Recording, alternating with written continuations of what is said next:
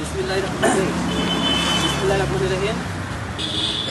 সাবেক 3 বারের প্রধানমন্ত্রী আপসীন দেশনেত্রী বেগম খালেদা জিয়ার সুস্থতা কামনায় বাংলাদেশ জাতীয়তাবাদী ছাত্রদল সরকারি শাহ সুলতান কলেজ ছাত্রদলের উদ্যোগে রেল স্টেশনে পাশে দুস্থ ও পথচারীদের মাঝে এক মুঠো খাবার ব্যবস্থা আমরা করেছি।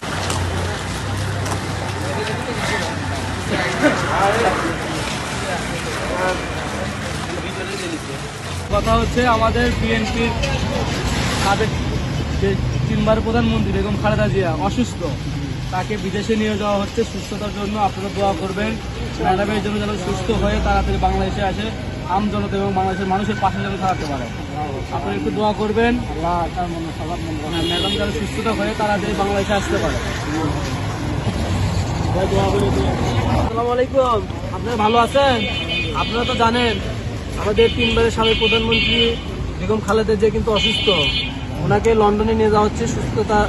আপনারা তার জন্য দোয়া করবেন, উনি যেন তাড়াতাড়ি সুস্থ হয়ে আবার আমাদের মাঝে ফিরে আসে।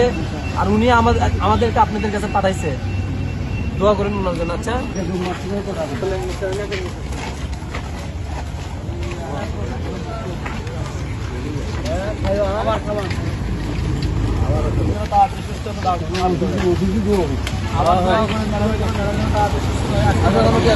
অসুস্থ মন খুলে তার দোয়া করবে না যেন তাড়াতাড়ি সুস্থ আবার আপনাদের যেন সেবা করতে পারে, প্রধানমন্ত্রী হয়ে যেন আপনাদের সেবা করতে পারে।